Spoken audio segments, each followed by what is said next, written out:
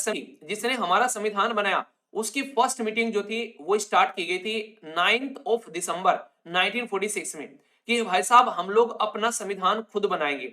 और जो ये संविधान बनाने की जब बात की जाती है, तो सबसे पहले ऑफिशियली अगर आप लोगों से कोई पूछ बैठे, कोई बच्चा पूछ बैठे कि भैया बड़ी प्रिपरेशन कर रहे हो एग्जाम की, एक छोटा सा क्वेश्चन पूछा था टीचर ने, बता दो कि फर्स्ट टाइम हमारे देश के अंदर में कॉन्स्टिट्यूएंट असेंबली होनी चाहिए, ये किस इंपोर्टेंट पर्सनैलिटी के द्वारा प्रपोज किया गया था, और फिर कॉन्स्टिट्यूएंट असेंबली जो है वो किसके थ्रू यहां पर बनाई गई थी, जिसने हमारा संविधान बनाया। तो याद रखना, ये बहुत ही बेसिक सी स्टेटमेंट आप लोगों से एग्जाम के अंदर में पूछी जाती है, तो कंफ्यूजन नहीं होना चाहिए। 1934 की बात है, 1934 की।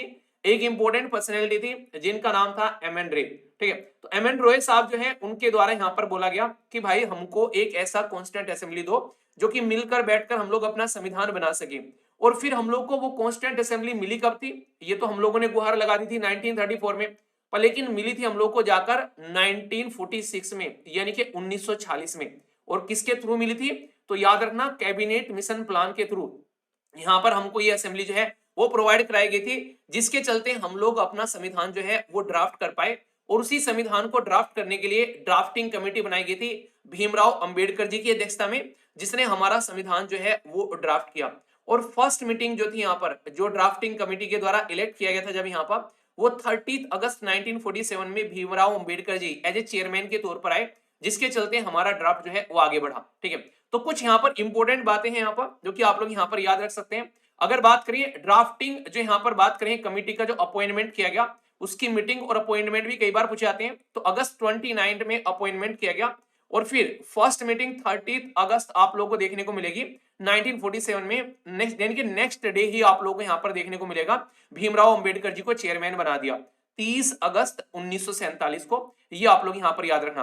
अपना जो ड्राफ्ट है वो कंप्लीट कर लिया 26 नवंबर 1949 में, यानी कि अच्छा खासा टाइम लिया गया। और कई बार ये टाइम भी आप लोगों से हल्का सा आइडिया रखेगा इसके साथ, इसके बारे में कि हमारा संविधान कंप्लीट करने में कितना टाइम लगा। अगर आप लोग पूरा काउंट करोगे तो लगभग 3 साल लगे। 3 साल तो याद रखने पर, लेकिन अगर आप लोग इसको डेटा को भी याद रखोगे कि 2 साल 11 महीने 18 दिन लगे हमारा संविधान पूरा बनाने में, तब जाकर हमारा संविधान जो है वो कंप्लीट किया गया। तो ये एक इंपॉर्टेंट बात आप लोग यहां पर याद रखेगा। हमारा संविधान जो है वो दुनिया में लेंथीएस्ट कॉन्स्टिट्यूशन के तौर पर जाना जाता है, यानी कि सबसे बड़ा संविधान जो रिटर्न कॉन्स्टिट्यूशन है वो आप लोग को अपना प्यारा संविधान देखने को मिलेगा। फेडरल सिस्टम आप लोग को यहाँ पर अलग अलग तरीके से देखने को मिलता है। हमारा जो सिस्टम है, हमारा स्टेट भी मिलकर काम करते हैं और सेंटर भी मिलकर काम करता है। तो इसलिए एक ऐसा सिस्टम आप लोग को देखने को मिलेगा जो कि हमारा क्वाजाई फेडरल है, यानी कि संघवाद का ढांचा भी है। और जब देश के अंदर में इमरजेंसी लगती है, जैसे 1976 में लगी थी, तो यूनिटरी सिस्टम भी हमारा हो जाता है, यानी कि हम लोग 2 in 1 है, यानी कि एक ही सीसी के अंदर में 2 तरीके के प्रोडक्ट आप लोगों को देखने को मिलेंगे हमारे संविधान के बारे में। और हमारा जो सिस्टम है गवर्नमेंट का, वो है पार्लियामेंट्री, यानी कि संसद है हमारे देश के अंदर में, और संसद प्रणाली ही हम लोग फॉलो करते हैं। पार्लियामेंट्री फॉर्म ऑफ गवर्नमेंट हमारे देश के अंदर में देखने को मिलती है। ये कहां से निकल कर आती है, सारी चीजें हमारे संविधान से निकल कर आती है। ठीक है, हमारा जो संविधान है 24 जनवरी 1950 में यहाँ पर ये हैंड रिटन कॉन्स्टिट्यूशन साइन किया गया कि हाँ ये हमारा संविधान है, ये याद रखेगा। बाकी कई बार पूछ ले आता है कि ये आप लोग याद रखते हैं, जो डॉक्टर राजेंद्र प्रसाद जी थे वो इलेक्ट किए गए प्रेसिडेंट 11 दिसंबर, पर 9 दिसंबर को एक ऐसे इंपॉर्टेंट पर्सनैलिटी थे जो कि यहाँ पर नॉन परमानेंट प्रेसिडेंट के तौर पर लाए गए थे, उनका नाम आप लोग को बताना है। ठीक है, और इसी के साथ में ये ड्राफ्ट जो सबमिट किया गया था, ये डेट्स होती हैं कई बार जो आप लोगों से पूछ ली जाती हैं। अब तक हमारे संविधान के अंदर में कितने अमेंडमेंट हो चुके हैं वो भी मैं आप लोगों को बताऊंगा, क्योंकि ये मैंने आप लोगों को पहले बताया था, और इसके बारे में कुछ और बेसिक चीजें भी मैं आप लोगों को बताऊंगा। हमारा संविधान जो है कुछ ऐसा देखने को मिलेगा, जो ओरिजिनल कॉन्स्टिट्यूशन है वो इस तरीके से आज की डेट में भी हम लोगों ने सिंगवा कर रख रखा है। ये जो यहाँ पर सिंगवा कर रख रखा है, ये किस पर्टिकुलर सिस्टम के अंदर में है, तो याद रखना ये जो पर्टिकुलर केस है ये हीलियम से भरा हुआ है। मतलब हमारे ऊपर लगभग 200 सालों तक अंग्रेजों के द्वारा रूल किया गया था। अब आने वाले टाइम में सोचो, अब से लगभग 150 साल बाद अगर कोई बच्चा पैदा होगा और उसको पता चलेगा कि यार हमारा संविधान कैसा था ओरिजिनल, तो वो भी ओरिजिनल कॉन्स्टिट्यूशन देख पाएगा। ये आप लोग याद रखना। देश के अंदर में हमारी जो पार्लियामेंट की जो लाइब्रेरी है, उसके अंदर में हमारा कॉन्स्टिट्यूशन, ओरिजिनल कॉन्स्टिट्यूशन जो कि हमारे संविधान निर्माताओं के द्वारा बनाया गया था, वो आज भी सहज कर रखा गया है, ताकि आने वाली जनरेशन को हम लोग ये बता सकें कि हमारे संविधान निर्माताओं ने हिम्मत कर कर अपनी आजादी की लड़ाई लड़ी थी और उसके बाद में अपना खुद का संविधान बनाया, जिसके बेस पर आज भी हम लोग अपनी लाइफ को एंजॉय कर पाते हैं। तो यहाँ से ये चीजें आप लोगों को देखने को मिलेगी। तो ये अगर आप लोग भी देखना चाहें तो ये आप लोग भी अपने कॉन्स्टिट्यूशन को जो है वो देख सकते हैं। ये पार्लियामेंट की लाइब्रेरी में आप लोगों को यहाँ पर देखने को मिलेगा। और हीलियम गैस किस लिए रखी जाती है? क्योंकि वो इसको खराब नहीं होने देती। ये जैसी जैसी इस स्थिति में है वैसी स्थिति में रहेगा। यहाँ पर इसकी कोई भी इसके अंदर में चेंजेस देखने को नहीं मिलेगा, इसलिए हीलियम गैस के अंदर में इसको रखा गया है। ठीक है, तो ये आप लोग यहाँ पर याद रखेगा। ये एक तरीके से बहुत ही लाइट गैस होती है जिसके अंदर में इसको प्रोटेक्ट करके यहाँ पर रखा गया है। और हम लोगों ने दुनिया भर के संविधान जो है वो पढ़े, हमारे संविधान निर्माताओं ने, और तब जाकर हमारा संविधान यहाँ पर बनाया गया। ये माना जाता है कि जब फाइनल डॉक्यूमेंट ये आप लोगों के सामने रखा हुआ है, ये डॉक्यूमेंट्स प्रिपेयर होने से पहले हमारे संविधान निर्माताओं ने लगभग 2000 अमेंडमेंट किए, 2000 जो है चेंजेस किए, तब जाकर यहाँ पर हमारा पूरा प्योर जो कॉन्स्टिट्यूशन जो है वो आप लोगों के सामने यहाँ पर निकल कर आया। यानी कि ऐसा नहीं उठाया और चिपका दिया कहीं कहीं से उठाकर, ऐसा बिल्कुल नहीं है। उन्होंने समझा कि हाँ किस देश में क्या क्या चीजें अच्छी हैं, फिर उसको समझा कि हमारे देश के अंदर में हम लोग कौन कौन सी ऐसी चीजें जो उसको हम लोग अपने देश के अंदर में लाकर रख सकते हैं, और तब जाकर इसको यहाँ पर इंप्लीमेंट किया गया। एक बात और याद रखेगा, प्रेम बिहारी नारायण जो रायजादा थे, उनके द्वारा हाथ से लिखा था हमारा संविधान। तो ये इंपॉर्टेंट पर्सनैलिटी के बारे में भी आप लोग याद रखना। तो प्रेम जी ने प्रेम से हमारा जो संविधान जो है वो लिखा था, ऐसे आप लोग यहाँ पर याद रख लेना। ठीक है, तो बेसिक है जो कि आप लोगों से पूछी जा सकती है, कहां पर किस तरीके से क्या क्या चीजें रखी गई हैं, वो सारी बातें आप लोग यहाँ पर याद रखेगा। अब तक हमारे इस संविधान के अंदर में जो ओरिजिनल कॉन्स्टिट्यूशन ये था, 106 संविधान में संशोधन टोटल हो चुके हैं, यानी कि 106 अमेंडमेंट अब तक किए जा चुके हैं। 106वां कौन सा अमेंडमेंट है बताइए, आप में से देखता हूं कौन कौन यहाँ पर बता पाता है। और ये मैंने डिस्कस भी किए थे सारे आप लोगों से कुछ दिनों पहले, अभी रिसेंटली आप लोगों को याद होगा, ये मैंने डिस्कस किए थे जब हम लोगों ने कॉन्स्टिट्यूशन डे के बारे में बात की थी।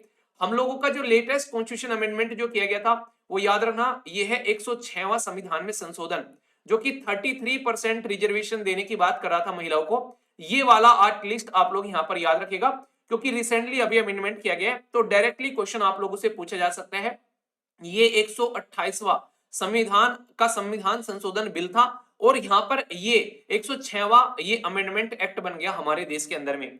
तो ये है प्योर हमारा संविधान, जिसके बारे में आप लोगों को पता होना चाहिए। ये वो बेसिक्स क्वेश्चन है जो आप लोगों से फ्रीक्वेंटली पूछे जाते हैं। 101वां भी याद रखना, 101वां संविधान में संशोधन करके हम लोगों ने गुड्स एंड सर्विस टैक्स लेकर आए थे। डायरेक्ट क्वेश्चन पूछा जा सकता है। हमारे देश के अंदर शेड्यूल कास्ट और शेड्यूल ट्राइब कमीशन थे अब तक, पर लेकिन 102वां संविधान में संशोधन करके national commission for backward classes भी आ गया, जो कि पहले नहीं था। आज की डेट में ये बोला जाता है कि इकोनॉमिकली वीकर सेक्शन का सर्टिफिकेट सबके पास में है, पर लेकिन बताता कोई नहीं क्योंकि यहाँ पर कई बार इसके चलते कई सारे लोग जो हैं वो फंस भी जाते हैं। तो 103वां संविधान में संशोधन करके इकोनॉमिकली वीकर सेक्शन को रिजर्वेशन यहाँ पर दिया गया। ये हमारे संविधान में काफी बड़ा एक चेंज लेकर आया गया यहाँ पर, तो ये याद रख सकते हैं। एक क्वेश्चन जो आप लोग को यहाँ पर याद रखना है, हमारे देश के अंदर में अब तक आप लोगों को पता है हम लोग बात करते थे 545 सीट है हमारी पार्लियामेंट के अंदर में, उसमें से जो 2 सीट हुआ करती थी दोस्तों वो एंग्लो इंडियन के लिए हुआ करती थी। वो 2 सीट हम लोगों ने हटा दी एंग्लो इंडियन के लिए, उनके लिए रिजर्वेशन हुआ करता था। अब यहाँ पर उसको जो रिमूव किया गया हमारे देश के अंदर यहाँ पर कि लोकसभा से या फिर स्टेट असेंबली के अंदर से एंग्लो इंडियन की जो सीट थी वो 104वां संविधान में संशोधन किया गया, जिसके चलते यहाँ पर ये अमेंडमेंट किया गया। और अमेंडमेंट जो किया गया वो आर्टिकल ये 334 के अंदर में चेंज लेकर आया गया, ताकि रिजर्वेशन को यहाँ पर हटाया जा सके। और भी कई सारे चेंजेस थे, पर लेकिन ये आप लोग जरूर याद रखेगा कि अब एंग्लो इंडियन रिजर्वेशन हमारे देश के अंदर में नहीं है। 104वां संविधान में संशोधन करके इसको हटा दिया गया था। रीजन क्या था? रीजन ये था कि जब देश आजाद हुआ उस टाइम पे समझ में आता है कि एंग्लो इंडियन कम्युनिटी को रिप्रेजेंटेशन मिलनी चाहिए, पर लेकिन आज की डेट में उनकी संख्या इतनी कम है हमारी पॉपुलेशन के कंपेयर में कि वहां पर 2 सीटें देना उसका कोई मतलब बनता नहीं है। तो इसलिए यहाँ पर ये रिजर्वेशन जो है ये बेसिकली हटा दिया गया। तो ये आप लोग यहाँ पर बेसिक याद रख सकते हैं। ठीक है, बहुत ही बेसिक है।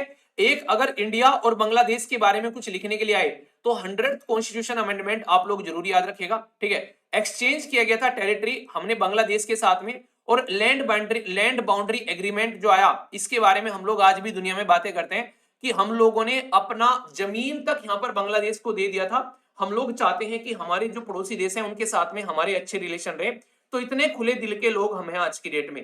तो ये आप लोगों को याद रखना है जब इंडिया और बांग्लादेश के रिलेशन के बारे में कुछ लिखने के लिए आए, तो लैंड बाउंड्री एग्रीमेंट का अगर पॉइंट आप लोग लिख देते हैं तो काफी इंपॉर्टेंट रहेगा। और वैसे भी डायरेक्ट क्वेश्चन आप लोगों से पूछा जा सकता है कि इंडिया और बांग्लादेश के बीच में जो लैंड बाउंड्री एग्रीमेंट हुआ था वो कौन सा संविधान में संशोधन करके उसको यहाँ पर इंप्लीमेंट किया गया था। तो ये क्वेश्चन भी अगर आप लोगों से कोई पूछ ले तो इसके अंदर अतिशयोक्ति नहीं होगी, आसानी से आप लोग इसका आंसर यहाँ पर दे सकते हैं। ठीक है, तो बेसिक है, इंपॉर्टेंट है, कोई भी डाउट इसको लेकर आप लोगों के मन में नहीं होना चाहिए। तो संविधान के बारे में ये बेसिक बात याद रखना। और फिर से आप लोगों से हाथ जोड़कर एक रिक्वेस्ट में करना चाहूंगा, देखो यार